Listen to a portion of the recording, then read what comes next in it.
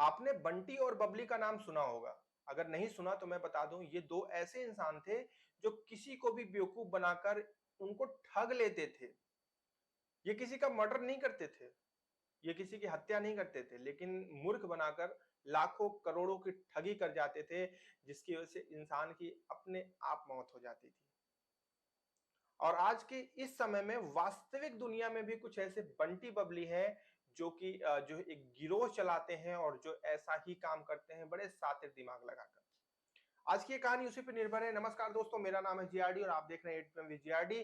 शुरुआत करते हैं और ये कहानी है जयपुर राजस्थान की। एक बच्चा होता है जिसकी उम्र लगभग 6 से 7 साल होती है और ये राजस्थान के भीलवाड़ा एरिया से आता है।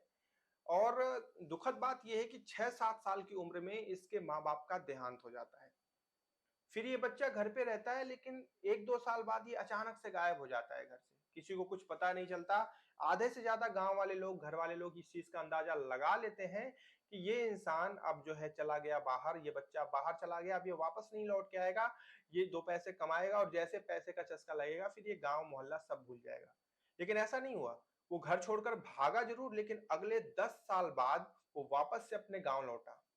फिर गाँव लौटने के बाद फिर गाँव वालों से मिला, उनसे अच्छी खासी पहचान बनाई। अपने परिवार, जो उसके परिवार थे, चाची, चाचा, दादा-दादी, इन लोगों के साथ घुल-मिल कर रहने लगा। और उस दौरान उसने अपनी काकी को प्रेम जाल में फँसाया और लेकर फरार हो गया।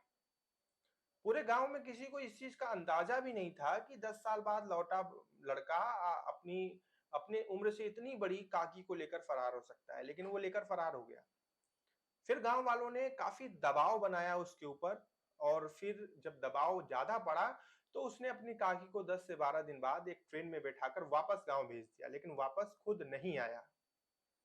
और तब से लेकर आज यानी कि 2022-23 तक उसका कोई अता-पता नहीं है। लेकिन अब उसको पूरा इंडिया जानता है, क्योंकि उसके कई सारे नाम हैं, जैसे बालू सिंह, बजरंग सिंह, नरेंद्र सिंह और करण सिंह। ऐसे बहुत सारे नामों से ये जाना जाता है शख्स। अब आगे की कहानी शुरू करते हैं। जब ये अपनी काकी को वहां से भेजता है, जब वो चली जाती है, इसके बाद ये पहुंचता है दिल्ली रेलवे स्टेशन और वहां पर मेहनत मजदूरी करने लगता है और मजदूरी करके जो पैसे इसको मिलते हैं उससे अपना काम चलाने लगता है ये। उसी दौरान इसकी निगाह पड़ती है वहां पर उसी स्टेशन पे घूम रही एक महिला के ऊपर और उस महिला का नाम है गीता। और ये महिला इससे लगभग उम्र में 10 साल बड़ी थी। लेकिन ये वो भी इसी की तरह थोड़ा बहुत जो काम मिल जाता था स्टेशन पे कर-वर लेती थी। अपना उसे जो पैसे मिलते थे अपना काम चला लेती थी। अब यहाँ बबलू को ये बात लगी कि शायद गीता के करीब जाना चाहिए, क्योंकि ये भी महिला लावारिस है मेरी तरह, अकेली है, इसका भी लग रहा है आगे-पीछे कोई नहीं है। गीता को भी थोड़ी-सी रुचि आने लगी बबलू में, क्योंकि वो भी बबलू को देखती थी स्टेशन पे अक्सर काम करते हुए। फिर दोनों करीब आते हैं और करीब आने के बाद जब एक-दूसरे को जानने की कोशिश करते हैं तो पता चलता है, बबलू अपनी पूरी कहानी बताता है और गीता भी अपनी कहानी बताती है कि गीता वो औरत है जो अपने पति को छोड़कर, उसका घर छोड़कर भागकर दिल्ली आई है। क्योंकि वो अपने परिवार से खुश नहीं थी, अपने पति से खुश नहीं थी। अब यहाँ पर गीता और बबलू को लगता है कि हम दोनों की कहानी तो एक ही तरह है, तो क्यों ना हम भी एक ही हो जाएँ। और ऐसा ही होता है, दोनों के बीच में प्रेम प्रसंग शुरू हो जाता है और ये आपस में प्रेम करने लगते हैं और इसके बाद ये पति-पत्नी की तरह रहने लगते हैं। यहाँ तक तो चीज़ें सही थी, सब कुछ सही चल रहा है, लेकिन अब देखिए इंसान के दिमाग में भूत कैसे सवार होता है, इंसान के दिमाग में जो पिशाच वाला जो दिमाग है वो कैसे ग्रसित करता है एक सामान्य दिमाग को। सुनिएगा।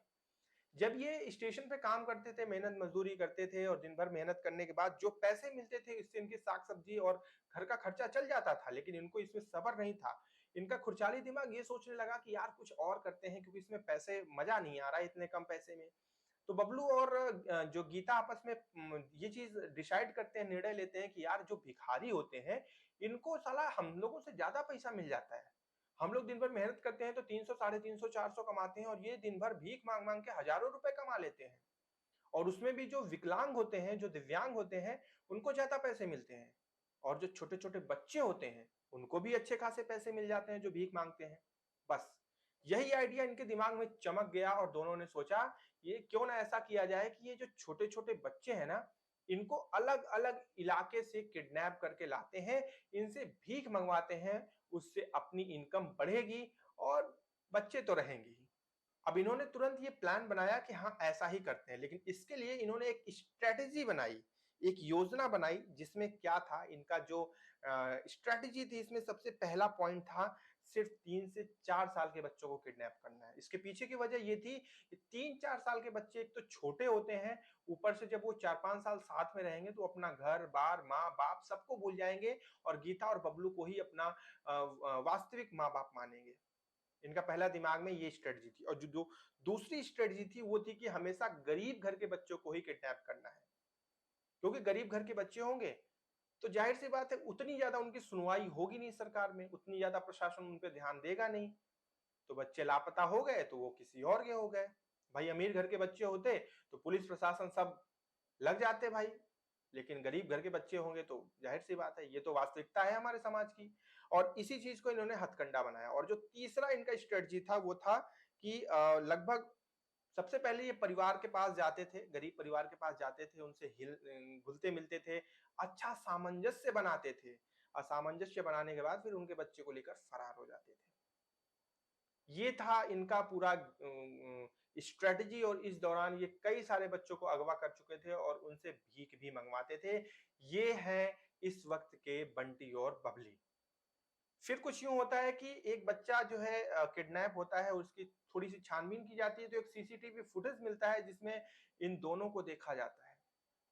और इसके बाद हाई अलर्ट लगाए जाते हैं सारे स्टेशन पे और उसी दौरान ये एक स्टेशन पे होते हैं दोनों और इनके साथ 3 बच्चे होते हैं।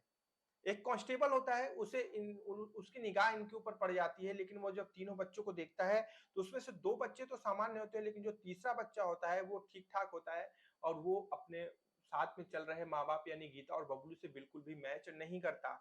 उसको तुरंत डाउट हो जाता है, वो तुरंत अपने उच्च अधिकारियों को ये सूचना देता है और उच्च अधिकारी वहाँ पे मौके वारदात पे पहुँचते हैं और जब पूछते हैं बच्चों से और सारा छानबीन करते हैं तो ये अपना नाम बबलू और गीता बताते हैं और जो बच्चे हैं उनको ये अपने बच्चे बताते हैं। फिर जब सख्ती बरती जाती है तो सारी पोल सारी कहानी सामने आ जाती है। 3 बच्चों के साथ इनको रंगे हाथ गिरफ्तार किया जाता है और इसके बाद खुलासा होता है कि भैया ये है इस वक्त के बंटी और बबली, जो कि बच्चों की किडनैपिंग करके उनसे भीख मंगवाते थे और उस पैसे से अपना भी काम चलाते थे। तो वक्त है इस वक्त सतर्क होने का, सावधान होने का और सुरक्षित होने का। जब भी किसी अनजान व्यक्ति से आप मिलें तो उससे मिले, हंस मिल के बात करें, लेकिन अपने दिमाग की और आंखों को दोनों को हमेशा सक्रिय रखें ताकि आपके साथ ऐसी कोई घटना ना घटे, आपके बच्चों का भविष्य जो है दुविधा में ना जाए। आपके बच्चों का भविष्य आपके हाथ में है। रखिएगा ध्यान अपना। और कैसी लगी ये कहानी आप जो है जरूर बताइएगा कमेंट करके। कोई भी सवाल है तो पूछिएगा। मिलो अगली वीडियो में। रखिएगा अपना ध्यान। जय हिंद।